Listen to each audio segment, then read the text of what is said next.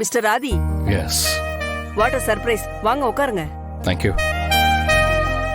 Sorry ஆதி, டக்குன்னு பார்த்தது ஞாபகம் வரல. Don't mistake me. It's okay doctor. சொல்லுங்க ஆதி, எப்ப இந்தியா வந்தீங்க? இப்போதான் 1 வீக் ஆச்சு. நெக்ஸ்ட் மந்த் எனக்கு மேரேஜ். மேரேஜுக்காக தான் நான் இந்தியா வந்தேன். அப்போ லைஃப் நல்லா தான் போயிட்டு இருக்கு. நல்லா தான் போயிட்டு இருக்கு. சாரி டாக்டர், அப்பாயின்மெண்ட் கூட வாங்காம உள்ள வந்துட்டேன். தப்பா எடுத்துக்காதீங்க. ஆதி, வீட்ல பார்க்க வரதுக்கெல்லாம் அப்பாயின்மெண்ட் தேவையில்லை. சரி ஆதி, இப்ப எல்லாம் ஓகே தானே? செட் ஆயிடுச்சுல? எல்லாம் ஓகே தான் டாக்டர். ஆனா இந்த சாவி தான் என்ன அடிக்கடி யோசிக்க வச்சுக்கிட்டே இருக்கு. இன்னும் அந்த சாவியை வச்சிட்டு இருக்கீங்க? அதான் எல்லாத்துல இருந்து மூவ் ஆன் ஆயிட்டீங்கல்ல, அதை தூக்கி போட வேண்டியதானே? தூக்கி போடலாம் தான் தோணுச்சு. ஆனா என்னோட பாஸ்டுக்கும் இந்த சாவிக்கும் ஏதோ சம்பந்தம் இருக்குன்னு தெரியும். அதனாலதான் நான் இதை தூக்கி போடாம வச்சிருக்கேன்.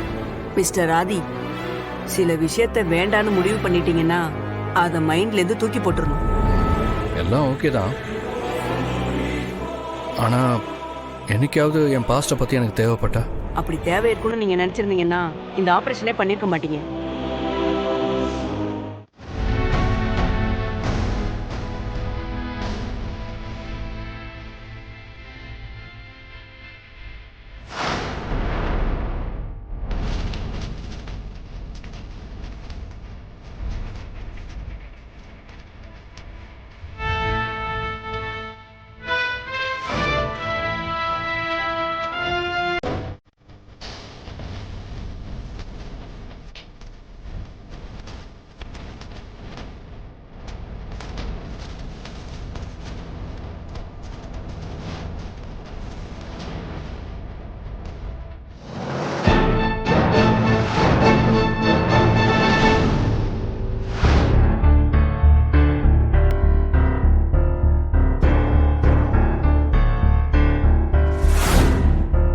சாரி டாக்டர், ஒரு கியூரியஸ்ல ஓபன் பண்ணி பார்த்துட்டேன்.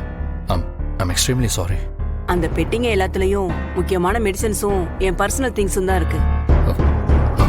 Extremely sorry doctor. வேண்டாம் ஆதி, மறந்ததெல்லாம் மறந்ததாவே இருக்கிறது தான் உங்களுக்கும் நல்லது. தேவையில்லாம திரும்பவும் ஞாபகத்துக்கு கொண்டு வர நினைக்காதீங்க. அப்புறம் நீங்க தான் ரொம்ப கஷ்டப்படுவீங்க. ஓகே டாக்டர், இனிமே இந்த மாதிரிலாம் ட்ரை பண்ண மாட்டேன். நான் வரேன் டாக்டர்.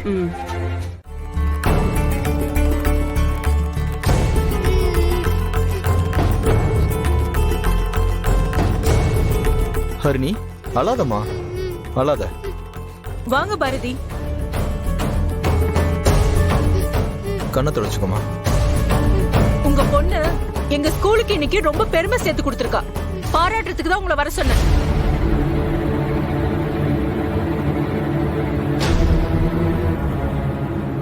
என்ன பாரதி பாக்குறீங்க?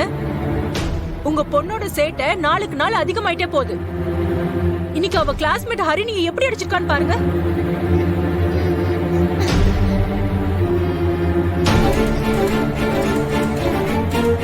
அப்படி என்ன கோவம் இவளுக்கு? இப்படிதான் அடிப்பாளா? வீட்ல என்ன சொல்லி கொடுத்து வளர்த்திருக்கீங்க? நியாயமா பார்த்தா உங்க பொண்ணுக்கு டிசி கொடுத்து அனுப்பியிருக்கணும். ஹரிணியோட அப்பா வேணான்னு சொன்னதாலதான் இப்படி கூப்பிட்டு வச்சு வார்ன் பண்றேன். தமிழ், ஏன் இப்படி இருக்க? ஏன் இப்படி பண்ண? என்னடி ஆச்சு உனக்கு? எதுக்கு உனக்கு இவ்வளவு கோவம் வருது? அவ்வளவு திமிராயிடுச்சா உனக்கு? இப்படியே பண்ணிட்டு இருந்ததை சொல்றேன்.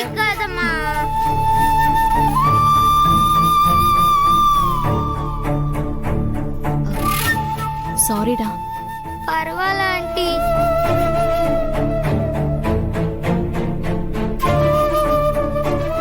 Sorry sir.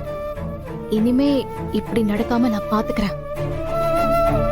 உங்க பொண்ணு ஏற்கனவே 2-3 தடவை சண்டை போட்டிருக்கா. இன்னொரு தடவை இந்த மாதிரி பண்ணா கண்டிப்பா நான் டிசி கொடுக்க சொல்லிடுவேன். Sorry sir. வாமா. இந்த வயசுலயே எதுக்கு இவளுக்கு இப்படி கோவம் வருது? Sorry madam. இதான் ஃபர்ஸ்ட் அண்ட் லாஸ்ட் வார்னிங். கூட்டிட்டு போங்க. அண்ணா இதுக்கு தான் சொன்னேன் இந்த ஆஸ்ட்ராலஜிலாம் வேண்டான்னு. கேட்டியா நீ? இருடா, நீ எதுவும் டென்ஷன் ஆகாத. அவர் சரியா பார்த்திருக்க மாட்டாரு. சுதாகர் சார், நான் என்ன வேணும்னு நான் சொல்றேன். பார்க்கும்போது அப்படி தெரிஞ்சது, அதனால சொன்னேன்.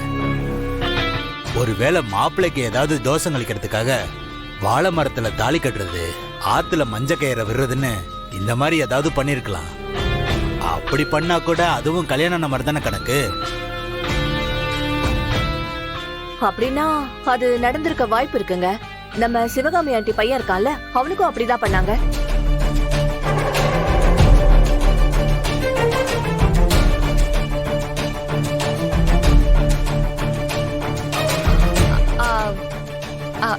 அப்புறம் என்ன ஜோசியரே, நீங்க முகூர்த்த நாளை பார்த்து குறிச்சு கொடுங்க. சரி.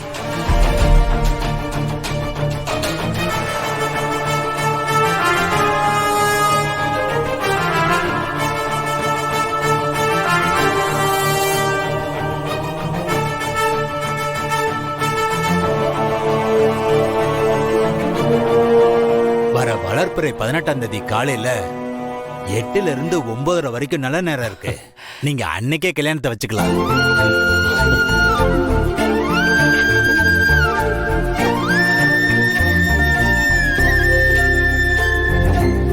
அப்புறம் என்ன, கல்யாண வேலையை ஆரம்பிச்சிட வேண்டியதுதான்.